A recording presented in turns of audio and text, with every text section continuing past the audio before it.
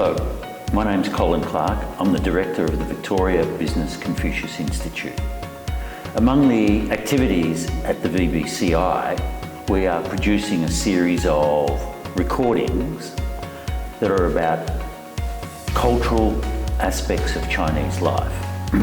Today, we are at the Museum of Chinese Australian History, and I'm very pleased to be with the CEO of the museum, Mark Wang. Yeah, thanks, Colin.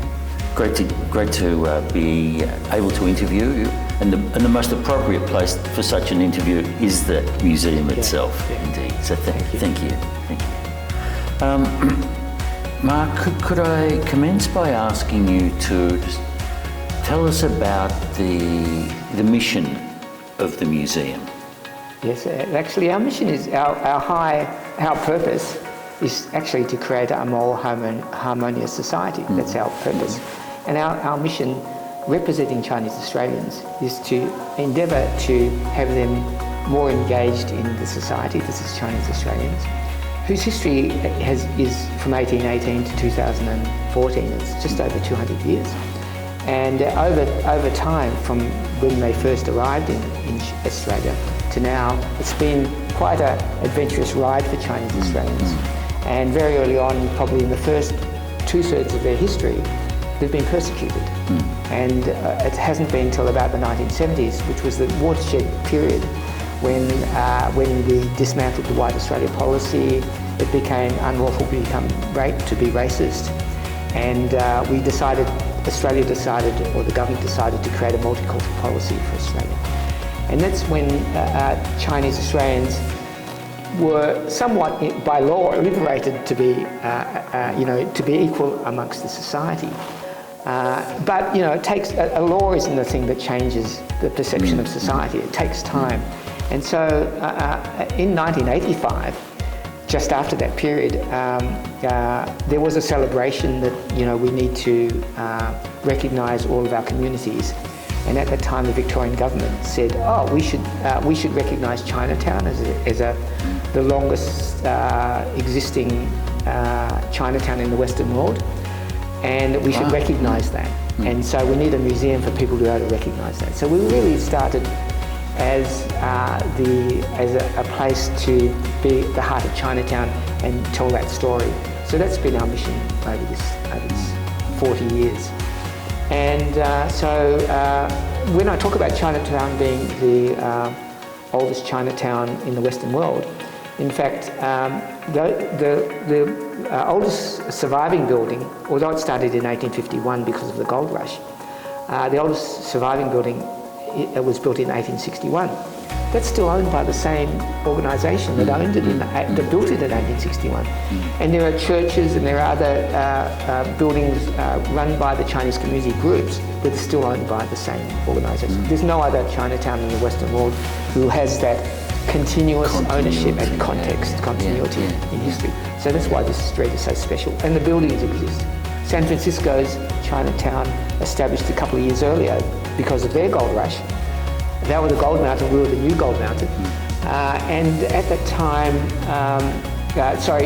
they established their Chinatown, but unfortunately during the earthquakes in the early 1900s in San Francisco, that Chinatown was burnt down. So although the community still exists, the actual Chinatown buildings don't exist anymore. Well, that's one of the great things about your collection. I've seen the photographs around the walls of Chinese buildings that are here in Chinatown. Buildings that I recognise and they happen to be in these very old photographs. And Chinatown itself has changed its character over time, because I've seen old photos and I've always wondered until recently, why does Chinatown look so empty? Actually, all those shop fronts that you see that are bustling with restaurants, they were actually all boarded up, and I always wondered, why are these buildings boarded up? They were etchings, they didn't have photography in the 1850s and 60s. And I've realised now that all the clans people built those buildings, and those buildings were for those clans. They didn't need to advertise, because when the clans people came from overseas, they'd just go straight to that building. I always wondered, why do they have cooks in there, and why are they bustling places? But there's no shop front. It's because they're all buildings for their own people. But then later, in the 1900s, they became shops for the general public or the general Chinese community. And that's when it became a Chinatown, as you see it today. And my grandfather started their business in Chinatown in the 1930s. We've been in Chinatown ever since. I would love to hear about your family history. We'll come to that, but just a little more about the museum itself, if I may. Yes. Look, it's done a great job at capturing a social history. Yes. Yeah. What are the special pieces in your collection? When you talk about the special pieces, someone said to me, did you insure the museum, the artifacts for any value? And I said, well, I can't insure them because they don't have economic value. They have social value. Yeah. When you have an original book from the 1850s in our collection, and they're books that are translations. I think they're called transliterations. When you actually get the sound of Chinese and make it sound like English, they've got books like that in there, and we've got copies of those books, the real books, the original books.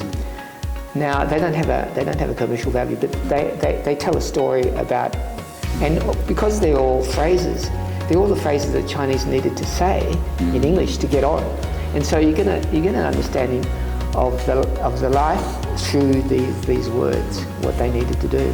So they're things that we have. We have a gigantic collection of garments, and people like my grandmother brought over their red lacquered chest, and inside that were garments, and they're usually garments of special garments they brought with them that were Chinese. And up in our collection room, you open a drawer and you just see these fantastic garments that are so embroidered and beaded and of really beautiful silk. They haven't faded in 150 years. They're still pristine. Yeah. And we have all these objects, and we have a collection of about 10,000 items, and they are about Chinese-Australian history. They're not about artifacts from China. We don't collect artifacts from China. We just collect Chinese-Australian history predominantly. Although we do have a collection of Han Dynasty objects. That's another thing. Well, that takes me to one of the questions I did want to ask. You mentioned the 10,000 items in the collection. Just how do you define the scope of interest or the range of what it is that you do collect and exhibit? So the objects have to have provenance that relate to Chinese Australian people. They've got to relate to the history. We've got the type of objects is anything. We've got anything from typewriters to gravestones from the goldfields to garments, as I mentioned, to shop fronts, to musical instruments, to artwork, to processional equipment, to amazing letters from. When we went on a tour, I talked about a pastor from one of the churches. We've got his letters from 1880s. That he must have, he didn't have a photocopier at the time, obviously. He must have copied the letters that he wrote to people and kept a copy of it by hand writing it again. The letters are amazing, and we've got folders and folders of letters that he sent to people. And we've got business records of one shop that was there for about 40 years. Pre-1920s, and it tells the story of that shop. So all the things we have, you just open the doors and you look in the cupboard and the things are amazing in terms of a reflection of our lifestyle, of how we lived over the last 200 years. So, and most importantly, I think when we talk about the past, we don't talk about 100 years ago. The past is 5 years ago, 10 years ago, 20 years ago. So it's been very important over the last 20 years that we collect oral histories of people who remember their parents and their grandparents. And I would have liked to think that, which we didn't do 20 years ago, is interview people who remember their grandfathers or grandparents from the gold rush. There's no living memory of people who remember gold rush people anymore. So it's really important to collect history, not of 100 years ago. We've got to collect the history now, so in 100 years it is clear and crystal clear. You've done some great work as a museum in collecting those personal biographies. Yes. And produced a book out of that. Yes. Yeah. Yeah. Tell us about that collection. Oh, the biographies of... Yes. Well, there's a few... So I've seen, I saw a launch. Of the Chinese, the Anzacs and the Second World War. We've done one for Anzacs and we've one for No, Second that's World not War. one I know of. Was aware of. Which was the launch? 100. Is it 100 stories? 1 million stories. 1 million stories. Sorry. Yeah. And so we start the story. The first week, what's important to us is the identity of Chinese Australians. And we have 30,000 school kids come through the museum every year, and there's 30 school weeks. We get about 1,000 a week. What is important to us is to show non-Chinese people that we're not just Asians or Chinese. We actually call them exhibition 1 million stories because we believe that every Chinese Australian is their own story. And at that time in 2018, the last census said that the number of Chinese Australians in Australia was just over 1 million. Yes. So that's why we called it exhibition 1 million stories. So recently we did what I was talking about was those recent audio visuals interviews like today with people who were very they've achieved. We call it Chinese Australian Achievers, and we interviewed those people, and they told us their life story from when they were young to now, and what they say about their identity, about how they persevered and met the challenges in their life, and how they became successful. I say to Chinese people who are coming from China, if you just look at those 25 or 30 interviews, if you just took that all on, that's the recipe to become successful in Australia. Because they all had their own challenges and they all had their own ways in which to overcome that. And there are interviews with the first Major General who's Chinese Australian in the Australian Army. There's the first solicitor or first person who was the barrister appeared in the High Court. Yes. And all of these people who were first at doing their thing. The guy who his closing remark for the guy who's Paul Coghlan, who is the Supreme Court judge. His closing remark, he was praising Australia for its liberty, and he was saying, "There's no country in the world where you can be a Supreme Court judge when your grandfather was an opium dealer." That was his last words. But there are sad stories like the gentleman who was the first Major General in the Australian Army. He said, when I was young, I came home singing "Ching Chong Chinaman, Ching Chong Chinaman," happily, when I was a little 5-year-old, and I saw my mother, and my mother said, "Don't sing that song." And he said, "Why?" He said, "Because you're Chinese." And he said, "What's Chinese?" He didn't. His mother never told him he was Chinese. He was part Chinese actually. And his mother said, "Because you're Chinese." And he said, "What's Chinese?" Meaning that she said, "You don't tell anybody you're Chinese." And during his lifetime, and he was brought up, in the 1940s and the 1930s, it wasn't the right thing to do to tell people you're Chinese. When you're say half Chinese and you don't look, and you get away with not being Chinese, that's how racist Australia was, and that's how Chinese people had to survive in those days. They did not reveal their heritage or their identity.